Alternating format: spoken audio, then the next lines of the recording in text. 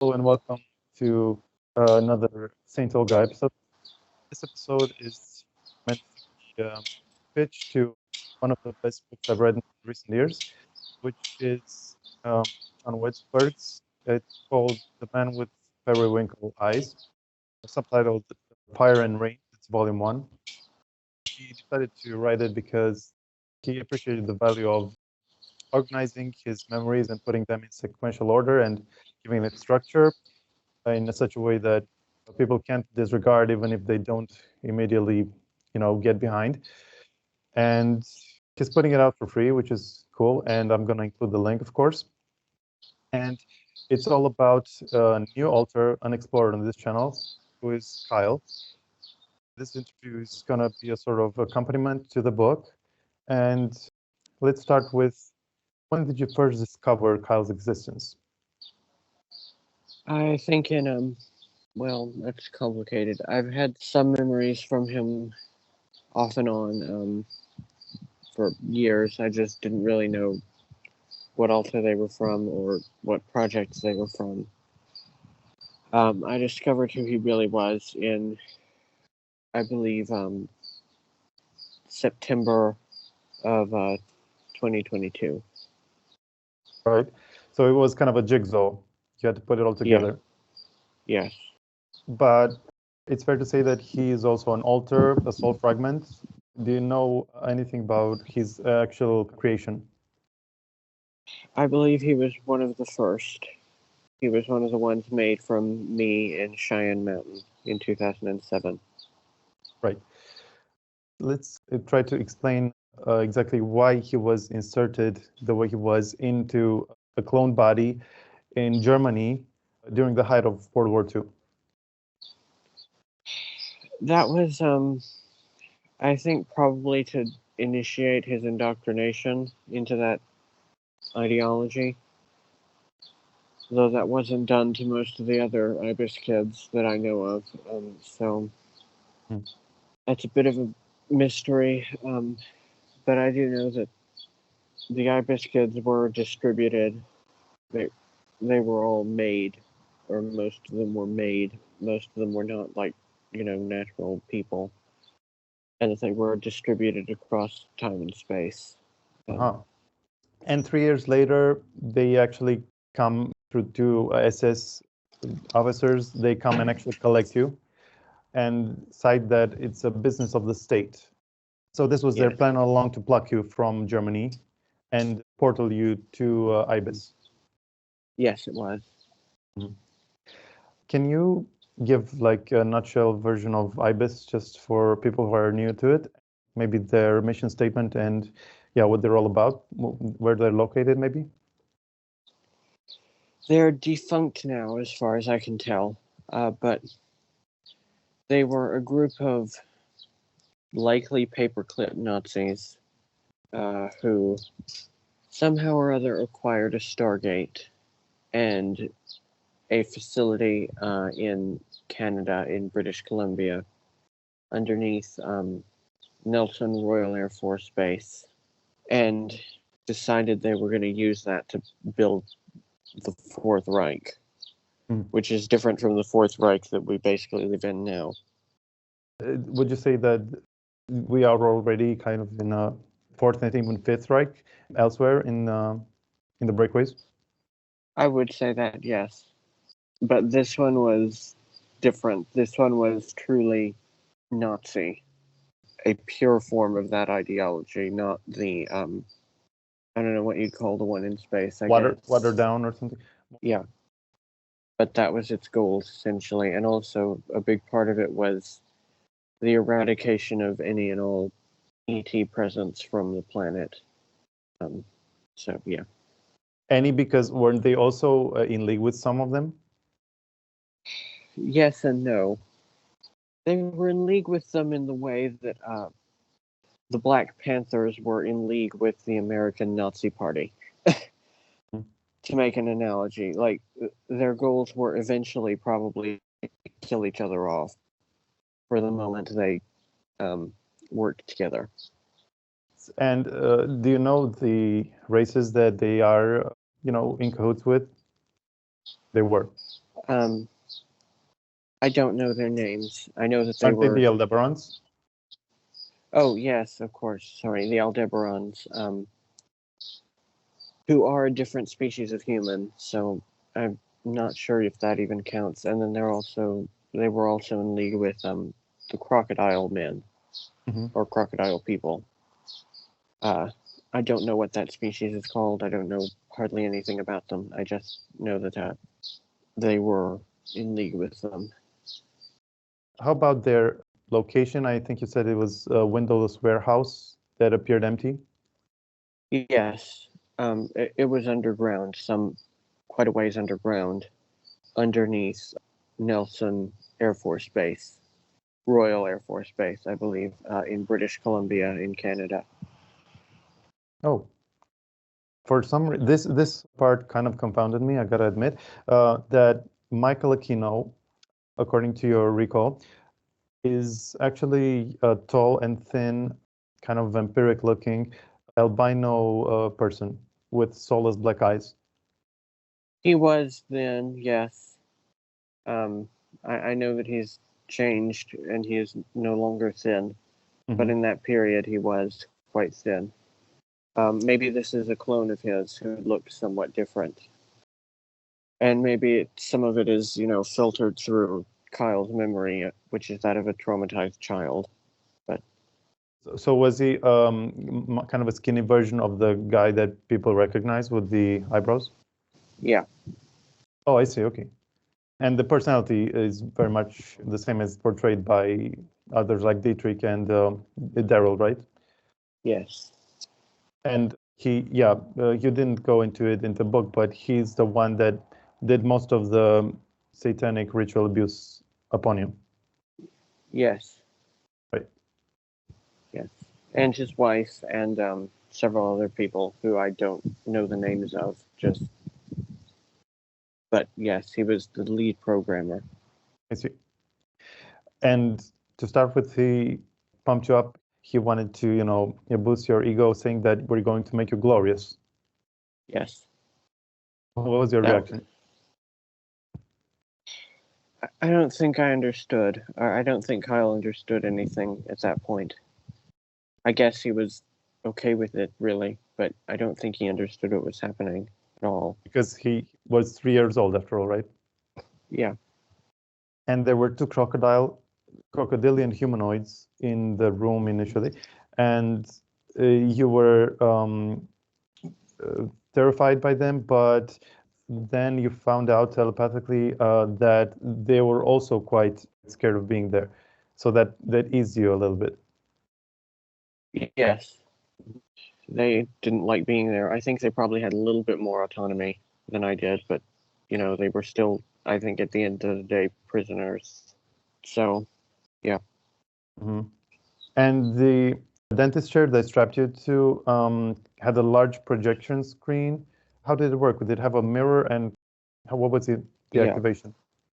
Yeah, there was a mirror at the foot of the chair, or a few feet in front of the foot of the chair. So you could see the projection screen that was behind the chair. Oh, I see. Yeah. And what triggered it? Was it just your mind, or were there other devices? There was a device, there was a gold pyramid device that they placed above your head. And it would lift up and spin for a while in midair, levitating, and then eventually it would project onto the projection screen images of your past lives. I have no idea where that thing came from or anything. I just know that it did do. I said images of past lives. Oh, I see. Could you actually make sense of them? Not really, no. They were I too just quick. saw them. Yes, they were too quick, but also like even the ones that they did lag on, I didn't know what they were. They were just images to me at Yeah, the but at time. one point, he stops, he highlights one and says, "This was once you, my boy, and will be again." Sobek, he was referring to. Yes, yes.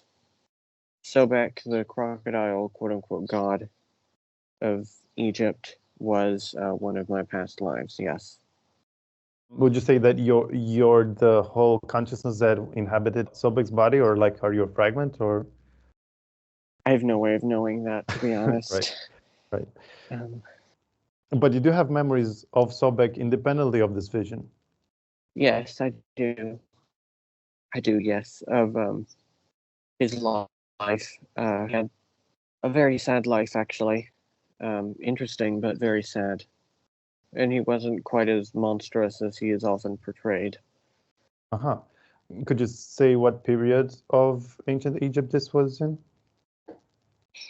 The very earliest part, um, like right after Atlantis. Egypt Right. was built by Atlantean refugees.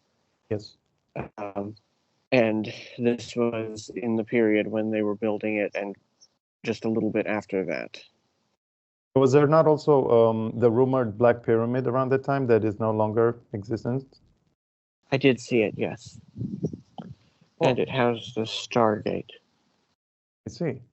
I do know that that is the primary purpose of most pyramids, is to house Stargates. You mean portals, of course, yeah. Yes. And what was the Egyptians' attitude towards you? Were you worshipped? Yes, which I did not like.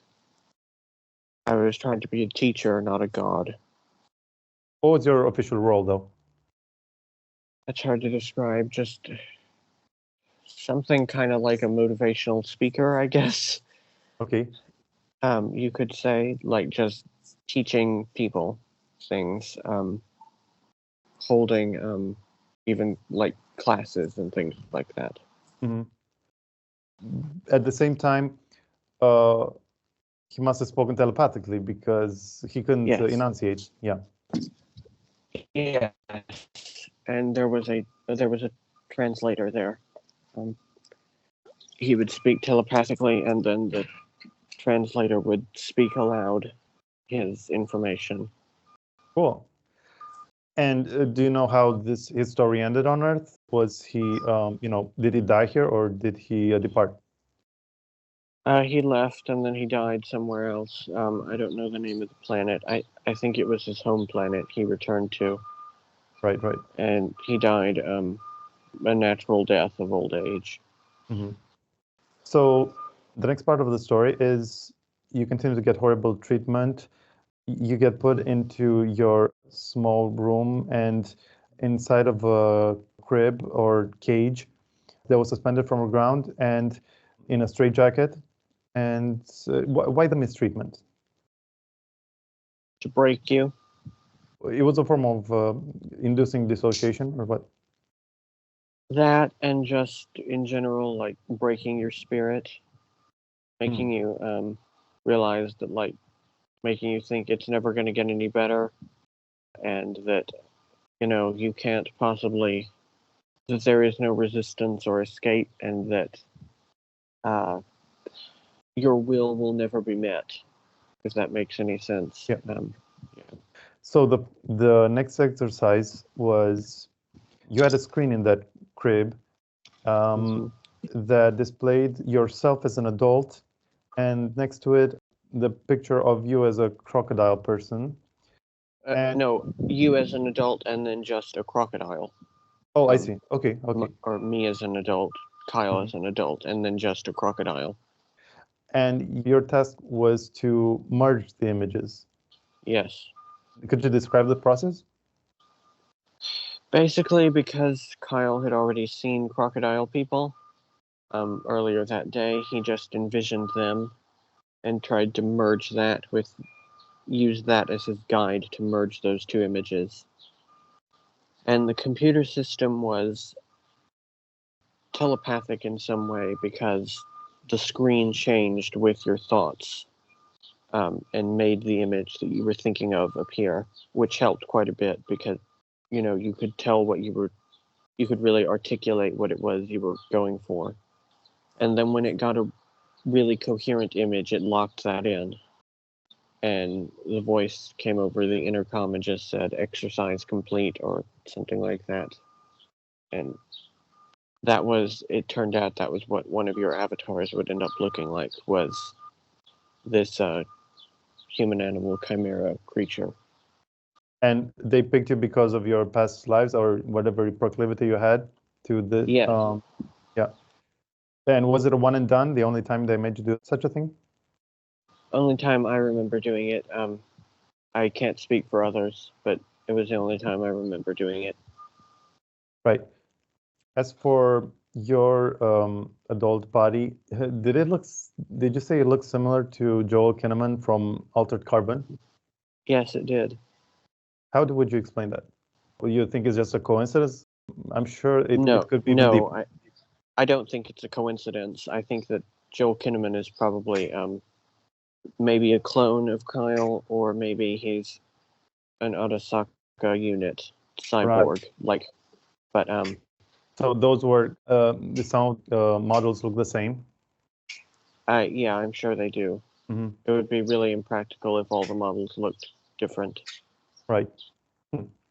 So then it said facsimile complete, avatar creation initiated, and you remember the exact words despite not being able to read at the time. How could you revisit in such detail as to even read what was once incomprehensible? And as well, how did you remember the exchanges? Because I remember that. I remember what it said because I have a photographic memory, pretty much. Mm-hmm. Okay. In the here and now, and the other part is because I don't know. It came through really easily and clearly to me. The exchanges came through very clearly and easily. Well, okay. I mean, the idea of them, but you still had to translate them, basically. I mean, to transcribe and tap into them. And Yes, I did. So the language might not be 100%, but the idea is all there. Yes, starting in volume 2, there are a lot more languages than just German and English that wound up that were a part of Kyle's life, and some of them are really difficult to translate. I'm sure they won't be word for word translations, but the idea is in there. So, for example, if you were to learn every alien language in the world, you could even go back and interpret text or runes that are now incomprehensible to you from your memories. Yes, probably. Cool. So the programming, was it customized to each child? What do you know about what the other children went through? They went through roughly the same thing as I did.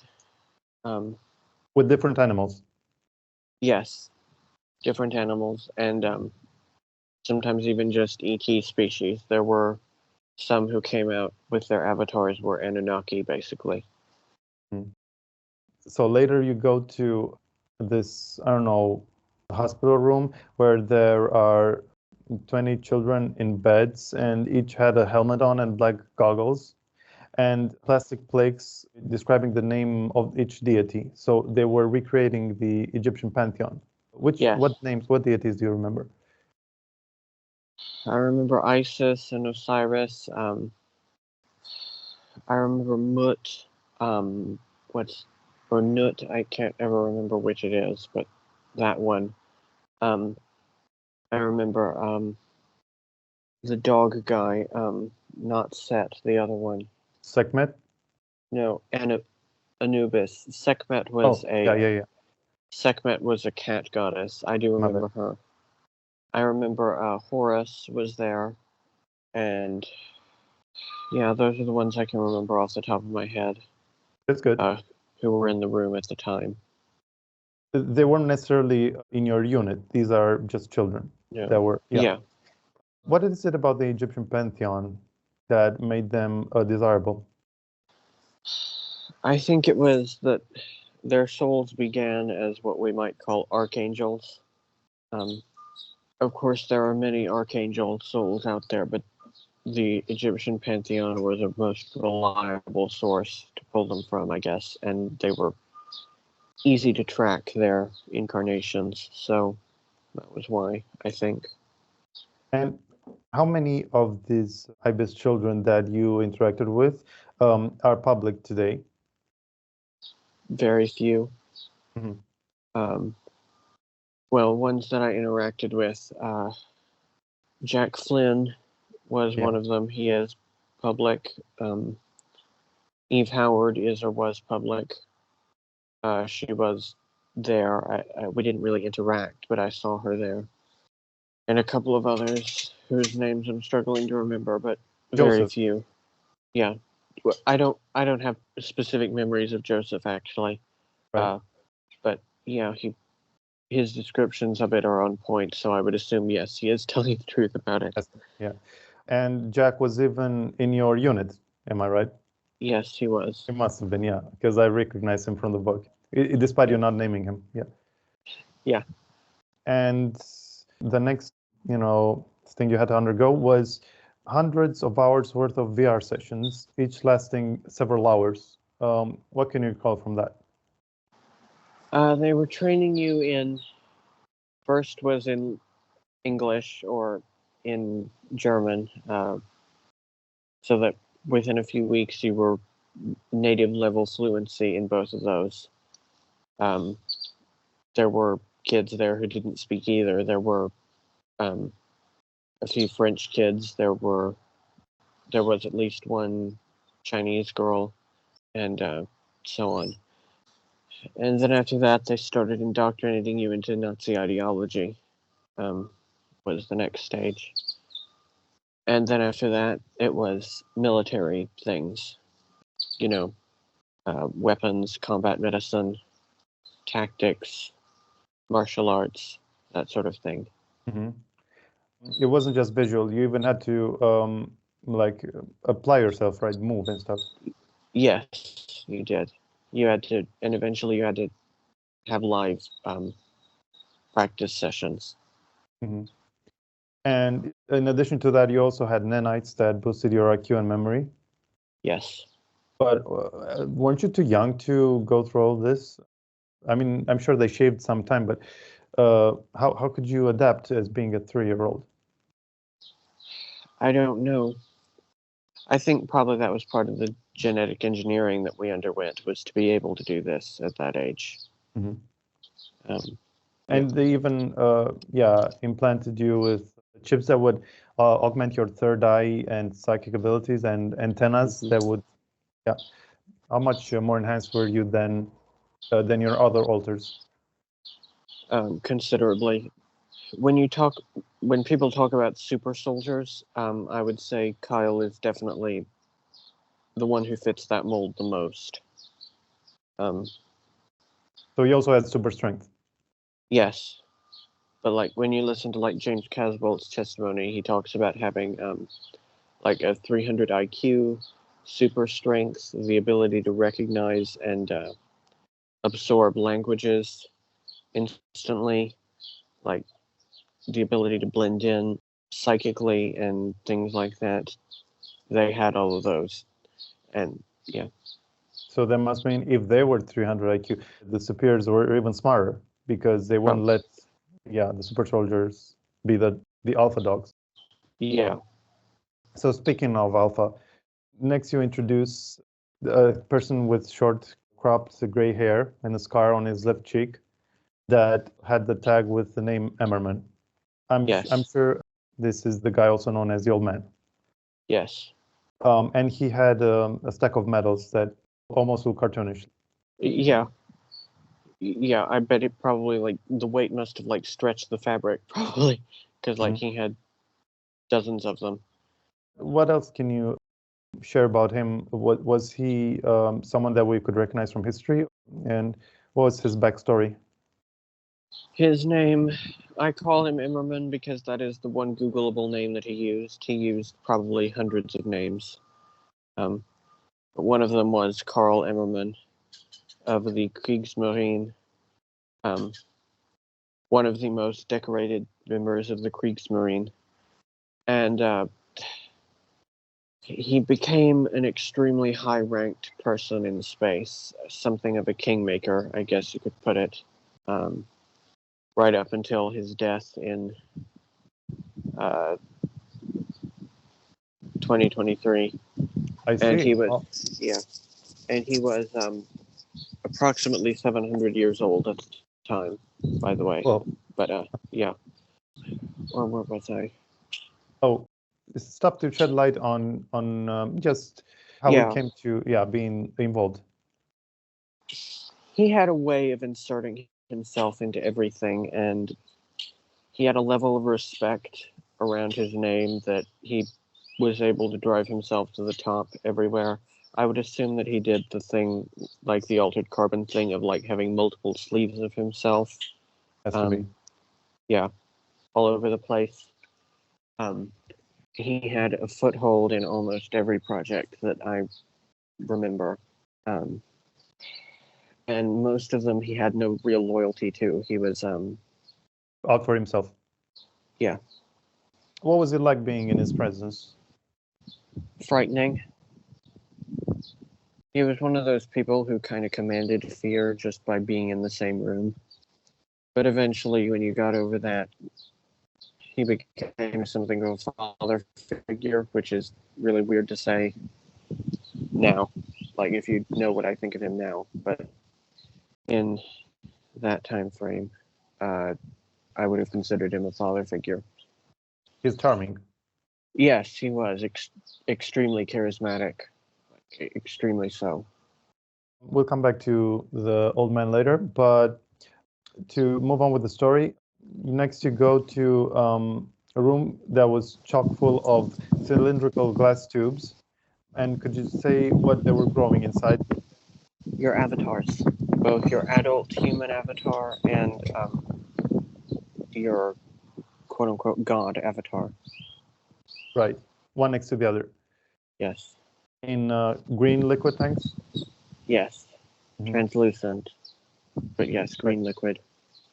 And you first have to impose your consciousness onto your adult version. And what did it feel like? What were the differences? The imposition you didn't actually feel. You climbed up. They had a step ladder. You would climb up into the tank, and the fluid inside knocked you out. And you would wake up in your other avatar being lifted out of the tank.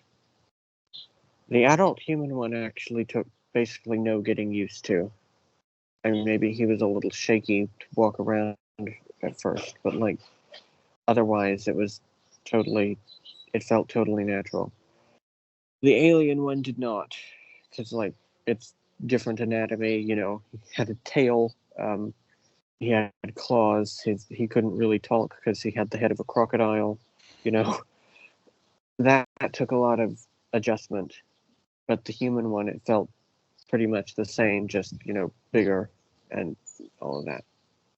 So you could only make growling sounds with Sobek's body. Pretty much, yeah. At the same time, wasn't it kind of satisfying to strike fear into everyone's hearts? Yeah, it was. I think, in this case, I think probably for defensible reasons, Mm-hmm. Did you ever take advantage of that, or? Not really. You didn't really even have to. If someone tried to intimidate you, all you would have to do is like walk a few feet closer to them and they would back off immediately.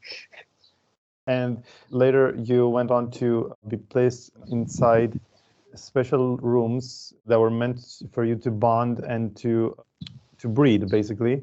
And they vented pheromones inside. Mm-hmm. And what did it yield? Eventually it yielded a child. Okay. It's really difficult to talk about, but eventually it yielded a child between Kyle and the woman he was paired with. I call her Elsa Tyler in the book. That's not her real name, but that's what I call her. And we never saw that child. She was taken out from the womb as a baby at about, I think, 5 months pregnancy.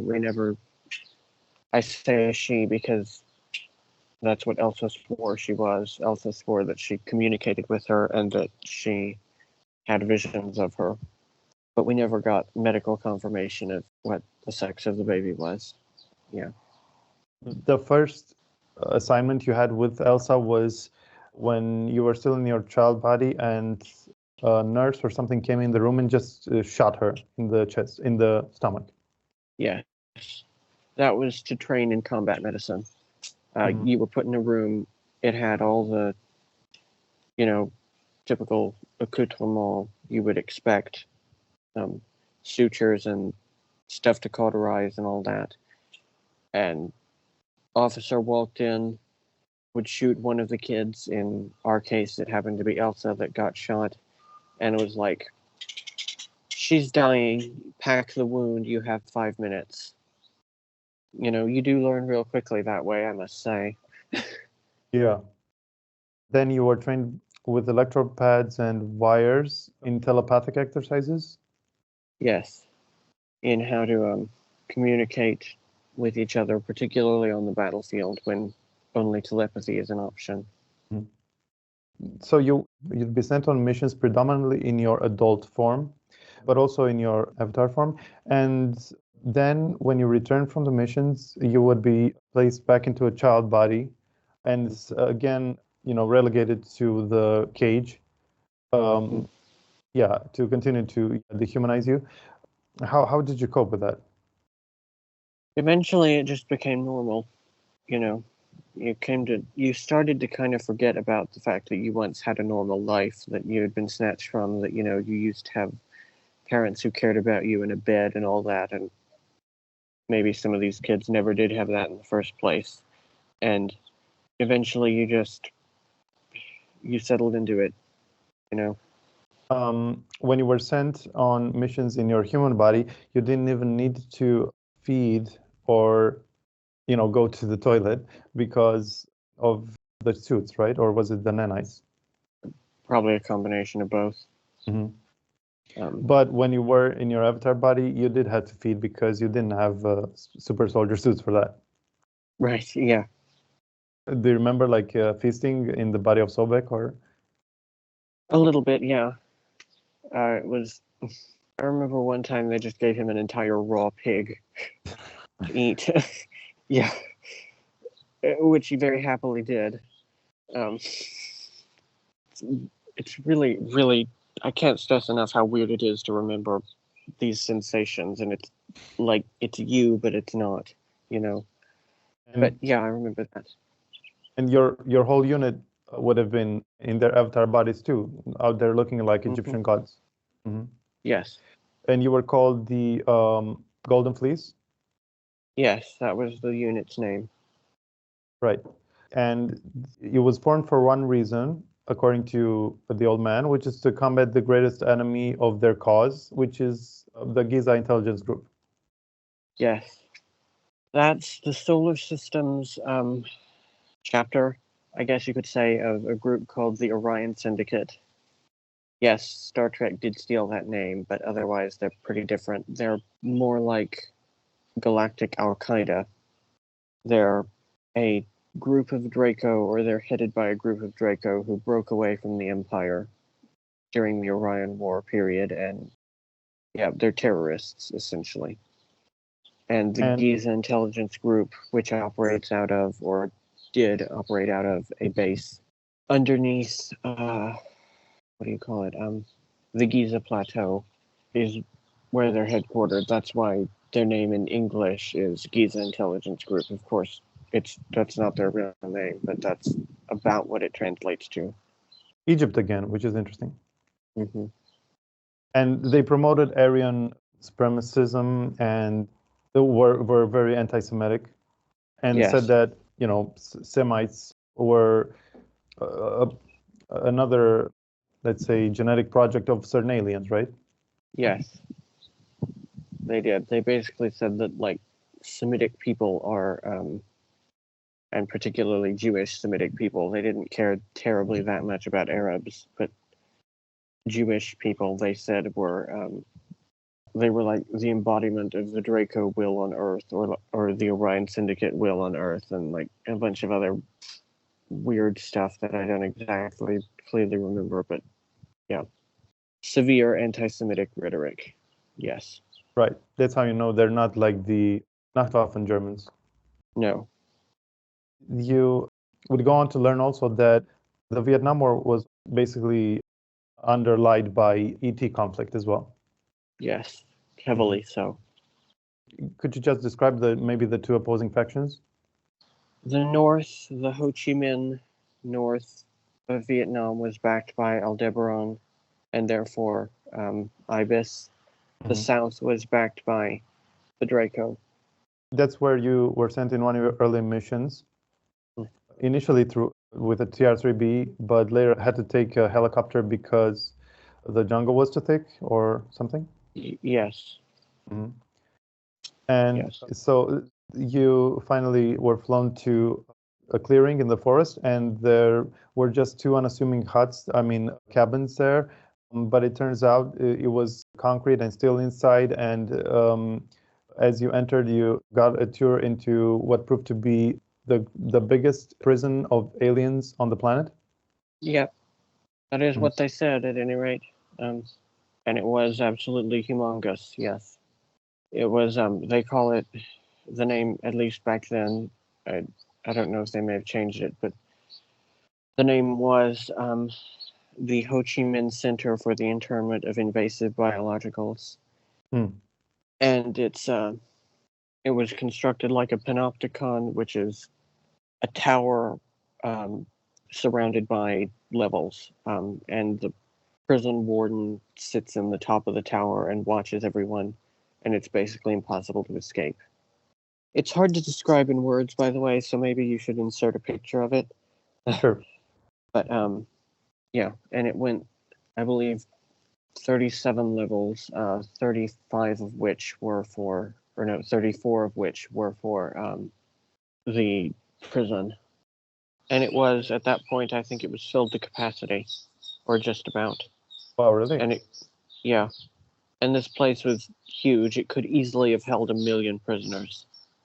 So it had almost 1 million prisoners? Yeah. Wow. Yeah. And different shapes and sizes?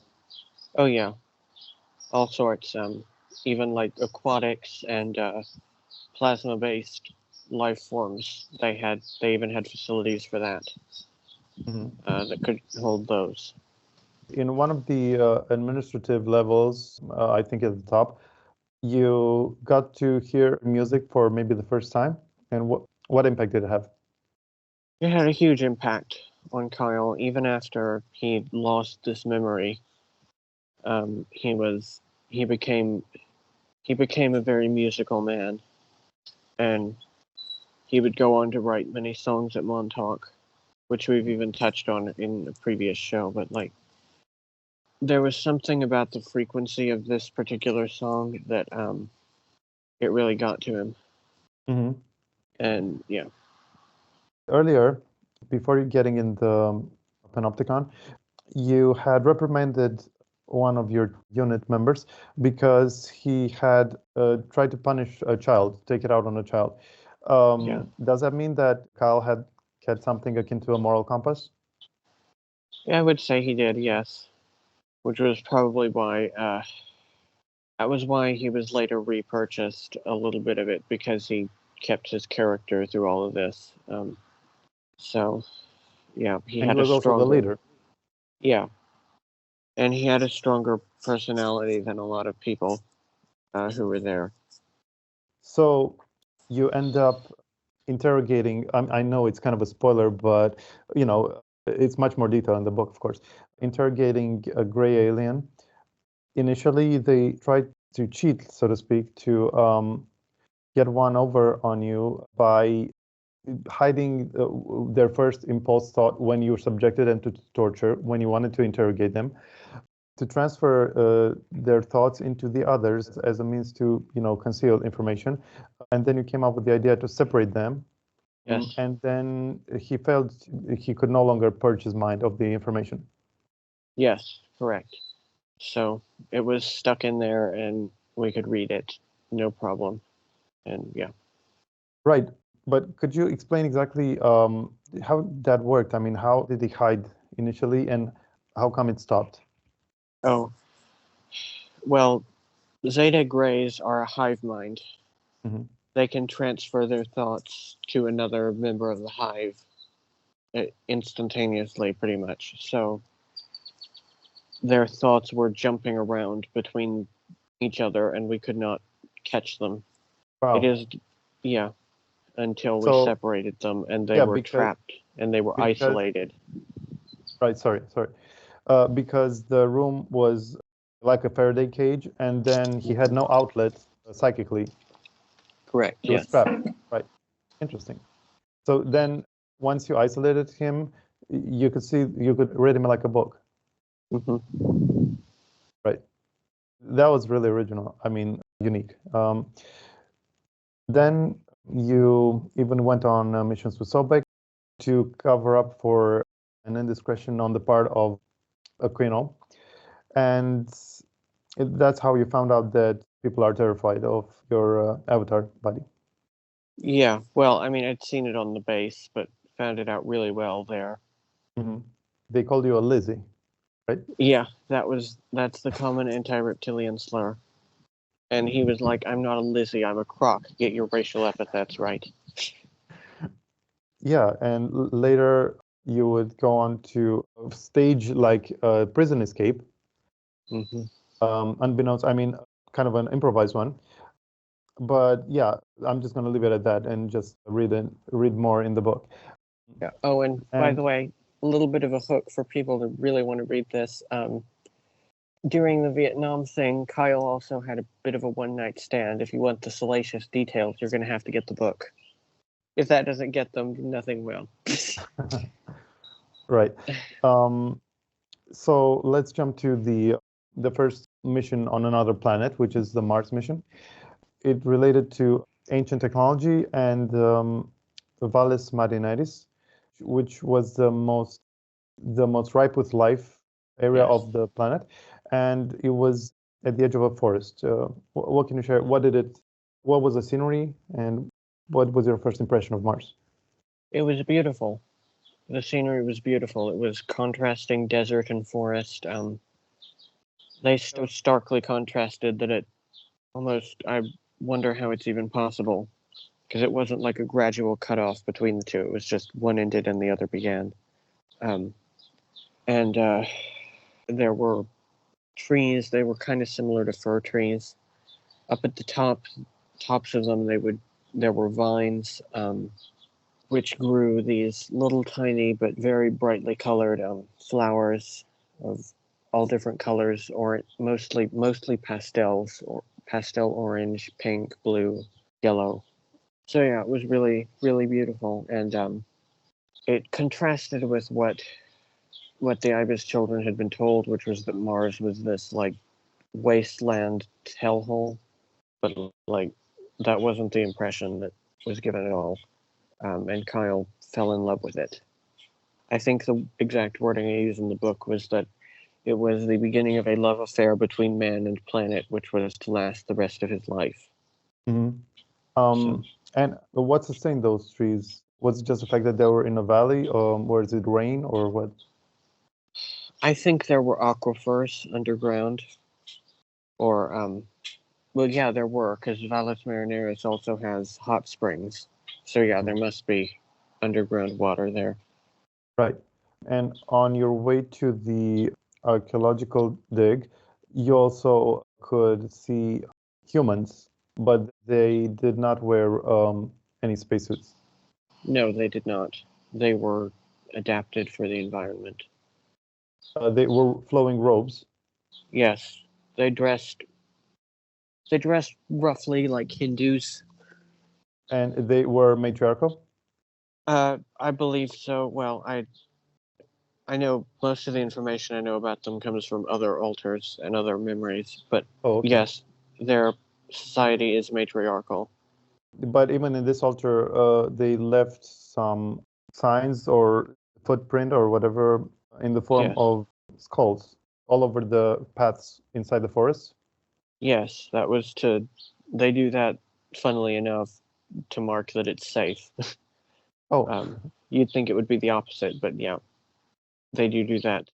Although it wasn't, it turned out to maybe not be that safe because we wound up being attacked by one of the infamous spiders in that area. Mhm. But yeah. And your defense against the spiders was not the usual projectile-based weapon or even plasma rifles. No, it was sonic-based weaponry, Mhm. which shatters their shells. They have very thick shells, and this sonic thing shatters it and basically purees them. Mhm. Wow, that's the first time I've heard of that. And it did save their life. Hmm It did. Mhm. Although a And couple of people did get eaten, but yeah, oh, it emerged from the cave out of nowhere that we were about to enter. and just how big was it? Uh, 15 to 20 feet wide. Oh, It was a really big one, yeah. is that the Probably, biggest creature on Mars, or were there even centipedes? I think similar to like Dune. yeah, there are not quite that big, not like quarter mile or whatever, like Yeah. in Dune, but like there are centipedes that are about 80 to 100 feet long, yeah. One of the things that left you not impressed on Mars was the food. Yeah, that was, I think, Kyle's first encounter with replicators. Um, and specifically like replicators that use recycled human shit. So yeah, that was not pleasant. Surely, I mean, they would add something else to it, not just the excrement.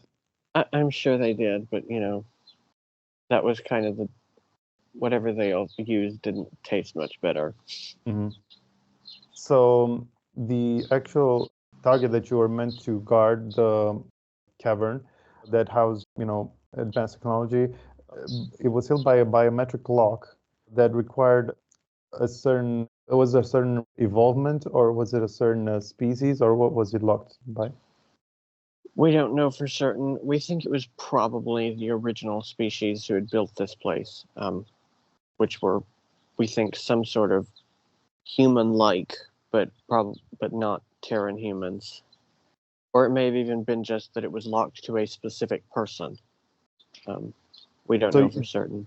you never managed to breach it, that team? Well, we not the lock itself. We dug underground and went in from the floor. You did Uh, manage to do that. yeah, yeah, that was how we got the technology that we were delivering to the other people. It sounds just like the dome, the energy dome that guards the Buchej complex. Hmm. It's just like that. Um, Fascinating. mhm. Maybe it is. They tried it from all angles, but not from underneath. So I guess, yeah. So the doctor that showed you around that had a southern accent, Dr. Ainsley Horton of the Institute of Investigative Marsology at your service. that was the first exposure to drawl. Yeah, it was. And she even looked kind of offbeat. Yeah, she kind of did. Yeah, he was used to like basically tall German people, Hmm. or super soldiers, and she was like this little tiny short dark-haired girl. With a lot of sass. Yes, quite a lot of it. Yes. And yeah, she said that the makers of that base were the first humans that she nicknamed the progenitors. Yeah, and that's a name people should remember. By the way, they're also what people call the ancient builder race. Hmm. And you had encounters with their leftover technology through different altars. Yes. Someday we'll get to talking about Jared. Um, Sounds good. yeah. So this whole mission culminated with a meeting at an elite breakaway manor, which was attended by the old man and a few other bigwigs. Did you later come to, identify them? Some of them. Hmm. One of them was Shinji Arasaka Sr. Um, one of them, I believe, was Theodore Marshall. Hmm. And one of them was, I believe, one of them I know was Bush Sr. Yeah. And they're the ones who profited from the dig. Yes. to the disappointment of the Sergeant Doctor. Yes, definitely. Mhm. I will say she will crop up again eventually, by the way, and I will say I don't care for her attitude that much at times, but she is very much a principled archaeologist. She is in it for information and understanding, not profit. And yeah, she didn't really like how this turned out. Right. So when returning from that, you use the services of Roundtree International, specifically their maglev system. Yes. What insights did you garner from your trip there? They run the maglev system that runs around the planet that people often talk about. Roundtree International does, although they've since been. That company no longer exists. Essentially, it was liquidated in 1984 and brought into Immerman's empire. And actually, I've found a little bit of record of this on Earth. You can look up Roundtree International Company, and you can find a Roundtree International Company, which was liquidated in 1984. That does It started exist. in 61? I couldn't find a start date. But anyways, yes, it started in 1961 when the system went online and they privatized it. And you could see a map of the entire network of tunnels and all the spots. And you could note that a lot of them were under the ocean. Mm-hmm. Yeah, they were. With just as much frequency as on land, or? No. Mhm. But a decent portion, but maybe Okay. like 15 or 20%, maybe. I see. And I think this was also Kyle's first revelation that these things that happened to him must also be really widespread. Because, up until that point, he had only really known that it was happening to the 42 IBIS kids. But he realized at that moment, oh, wait, this is huge. So now we're coming towards the end of the IBIS project, which culminated with the stolen offspring. And the doctor that was behind this whole operation informed you and Elsa that the baby had been sent off-world, first to an artificial womb, and then later to be adopted by a quote-unquote good German family in an off-world colony. Yeah, Would you say that this is routine for them? I would, yes. But it didn't really work out because only you managed to impregnate anyone in the IBIS project. We were the only successful people who bred, yes. And it came to an end not long after. The entire project came to an end not long after. But of course, many other projects were successful in breeding, and this is what they did.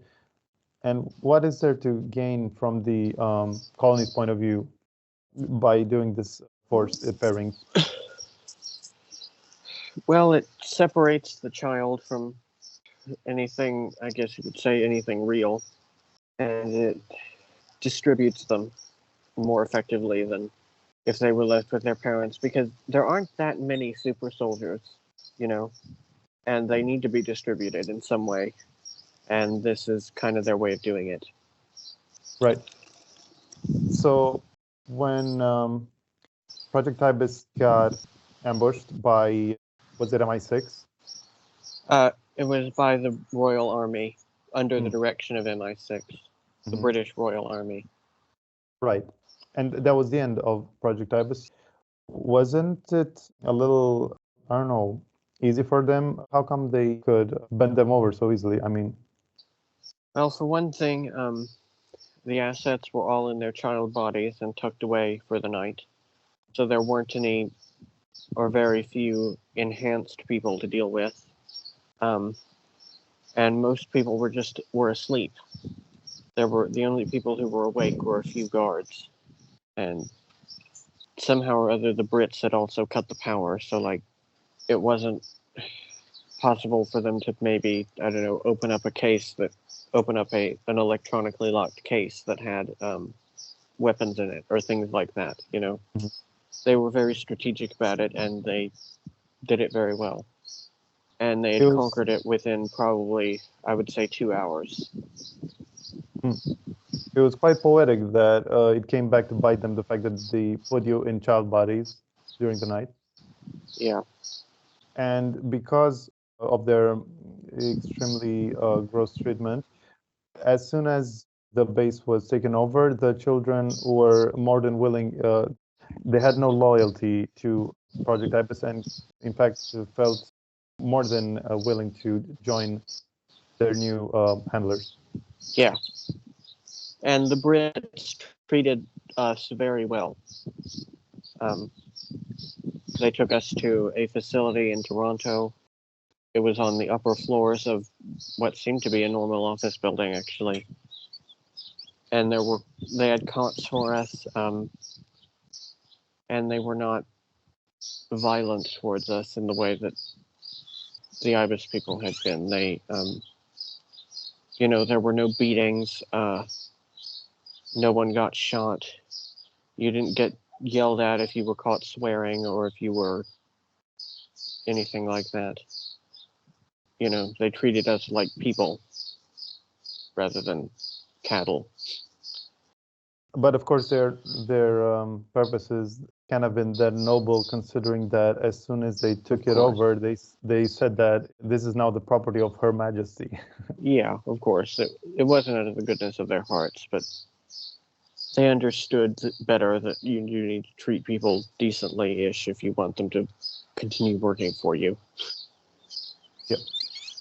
And later they would kind of give you an interview. They would vet you, each child, to see who fits where. And when they heard and recorded your testimony, you went on for something like 6 hours, and it left the interviewer remarking that you provide the most exhaustive testimony. So you're kind of a whistleblower, even in that altar. Yeah. Kyle, there were implicit orders to not really notice things. You weren't really supposed to take note of people's names or, your surroundings. Kyle always broke that rule. He couldn't help himself. He just always cataloged everything. He still does. When I let him bleed through, he always does that still. And so he did that with this woman. And I would like to point out she took tape recordings of the entire thing, and she took incredibly extensive notes. Those tapes and those notes are probably still in the system somewhere. Where are they? I want to see them, and I want them released to the public. Yeah. And so following that, you get inserted into a surrogate family in England. It turns out that's where you were most suited for. And yeah, how did your new family react to you? Well, Kyle, he was in a child body still, but he thought and talked like a soldier. Mm-hmm. And he made it clear to these people that was how he expected to be treated. And they thought it was very funny. And so they humored him, There's a very funny, probably the funniest little passage in the book is how he introduced himself to them. I'll leave people to read that, but yeah. And I think you asked whether their daughter also works for MI6? I did, yeah, and she did. Despite just being a child herself, yeah. Mm-hmm. So what's their goal in volunteering themselves to raise, children of projects? I don't know that they did volunteer, really. Oh, okay. They seemed woefully unprepared when he arrived. Mm-hmm. So I don't know that they did volunteer. But, I guess it's part of the treating these kids better than IBIS had, putting them with, a stable home and all of that. So they must have gotten bonuses. Oh, I'm sure. I'm sure they at the very least had, expenses cared for. Mm-hmm. Yeah. But you wouldn't go on to inhabit your child body, because once recruited into MI6, you would be age advanced, and you said that it was to your mental age that you were at the level of. But what does that exactly mean? By that point, Kyle had about the maturity level of a 25-year-old or 30-year-old man. Even with the advanced IQ, you still have to grow in maturity. And by that point, he had, real fast in the environment that he was in. And so, yeah, they put him in an adult body. Mm-hmm. What was his number of years lived on Earth by that point? 7, maybe, technically. Well, yeah. So he underwent something of an accelerated university. Oh, definitely. And I found it funny that his first reaction in being age advanced was to go to the toilet. Yeah, he had a rush of hormones, let's put it that way. And there was something he needed to take care of, Understood. Yeah. I mean, it's a part of life. Like, there's no point, pretending Beating around the otherwise. bush. Mm-hmm. Yeah. So in the last chapters of the book, you gloss over various missions under MI6. One of these was in a Kruger location, which was heavily foliaged cave with ancient structures, in between which were also modern buildings. They built it on top, or? Yeah, I think they did, yes. And what stands out about that? It was in a colony called New Suzhou, built modeled after the city of Suzhou in China. People can look it up. I guess what stands out, it was a really interesting kind of location, like an entirely underground ecosystem with foliage and stuff. That is pretty unusual. So that stood out. And being Kruger, does that mean they dealt with cyborgs and augmented technology? There were a few that were guards there. I think this facility was mostly corporate, though. Oh, okay. So most of the people there looked pretty normal. And in between the missions, during your stay with your surrogate parents, you also took time out to write songs, but due to being fed some, let's say, chemicals, your memories of IBIS were slowly being erased. Yes, they were. And he was beginning to forget his pair. And so he was having visions of her and writing songs about her, but he didn't know who he was writing songs for. And he eventually even forgot her name and all of that. But it was very subtle and gradual. And in retrospect, I think they might have been doing a classic concentration camp thing of putting bromide in your food, or something, or maybe scopolamine to make you, kind of, fuguish, not quite aware of everything and compliant and all of that, so that you didn't really question too much why your memories were slowly disappearing. So it wasn't until you revisited these memories that you realized who Elsa was and her significance, and that she wasn't a figment of your imagination? Yeah. Because exactly. From Kyle's point of view, all the way until the end, he forgot he was purged of Elsa's visage. Yeah, pretty much. So he just thought he thought he had kind of conjured up in his mind a woman to fall in love with out of loneliness.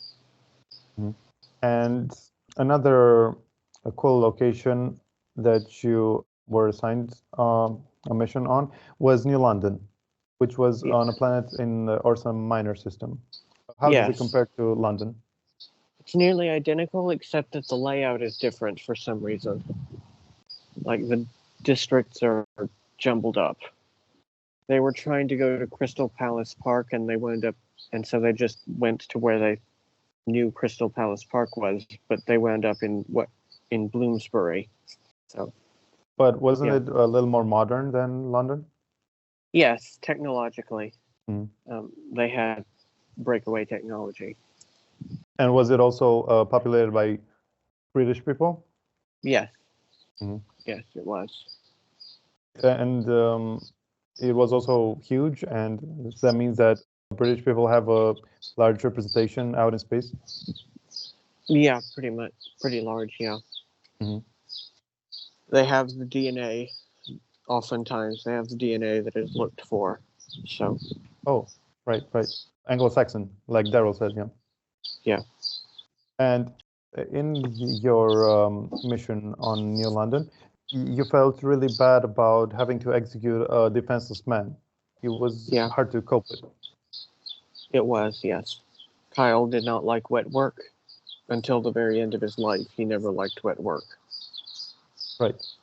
So I found it a really cool device, how you started the book. I don't want to spoil it, but how it comes around, in the end and stuff. I begin at the end. Yes. Basically.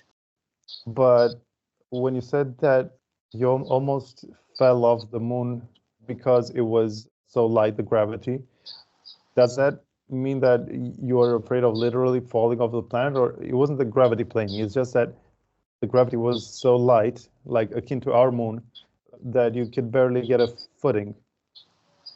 Yeah. I think it was probably even lighter, and I think if you had been pushed pretty hard, you could have definitely flown off. I see. Yeah. I'm not gonna concentrate on that too much because I want to leave it to the readers. But I just want to, really put my name, vouch for the book because I think it's really fascinating. I'm not just saying that. And just wanted to ask if you could give us like a glimpse about the future volumes, the sequels. Each volume is named after a song, not necessarily one that Kyle wrote, but a song from the project. Volume 2 is Castle of Glass. Volume 3 is Ordinary World. Volume 4 is... hold on, now I have to go look because I've completely forgotten. Rocket Man is the 4th volume, and the 5th volume is Subaru, which is a Japanese song. But anyways, it's about... Volume 2 will be about Kyle's life after MI6, when he was converted into a cyborg, bought by someone, and I won't spoil who, and sent to Montauk, where he spent the rest of his life. So Volume 2 is basically Montauk in the couple of years leading up to the Junior incident, when a lot of things happened in his life, where he was given 2 boys to raise and quite a number of things like that. And then Volume 3 is, I called it Ordinary World because it's kind of the quietest one. It's about the period of his life where he was simply operating missions there and raising his sons and, living as ordinary a life as can be lived in that environment. And it ends with the fall of the Iron Curtain. Volume 4 is about the post-Cold War period, when there were quite a lot of changes again. Personnel were exchanged in and out. Several people who were very important to him died in that period, and he gained several new people who became very important to him, and all of that. And it ends with the final downfall of Camp Hero in 2014. Wow. And Volume 5 is Project Phoenix after the final downfall of Camp Hero in 2014, when it was taken over by the Orion Syndicate, and Project Phoenix was moved to New Orleans. And so it's all about that up until the volume will end, and therefore the entire omnibus will end with Kyle's reintegration with me, which was in November of last year. And so I'll enter the narrative and all of that, and I'm struggling to figure out how exactly I'll write that in, but that's quite a ways down the line. And it's safe to say that his reintegration is actually what set this whole thing in motion, because it enabled you to go back and revisit the memories, right? Yeah. And he's... Since then, I want to drive home. Like, Kyle was a very good and very flawed man. In many ways, I would say he was better than I am. And I promise I'm not trying to brag. Like, I am saying that just completely honestly. And his politics were fucked up. And he was a bit of a womanizer, but you know, who isn't? But anyways, and he's a dear friend to me. I want to make that clear. So yeah, he's probably the alter that I'm closest to on a personal level. I believe if people want the closest portrayal, they should actually watch the first season of Walter Cavern, because I think he said he's very similar, to the point that it's even suspicious how similar he is to the main character in that series. Like that character's, like, his words are Kyle's words. Mm-hmm. Like the way he speaks, even the voice he adopts is so similar that it's like someone knew something, you know. Yeah, that series in general is a little too close to home for it to have been a work of fiction. Yeah. Right. I did write the author. I'm hoping he takes me up on watching this and other videos. I hope so too. But yeah, I just want to thank you again for a great job, and I think that you're on the right path. I think once all said and done with the series, it's gonna stand up as probably the finest in the genre. And yeah, kudos for putting it out for free as well. And I think we are slated to return maybe with a Jared episode sometime, maybe in a month or two. Yep. Okay, sounds good to me.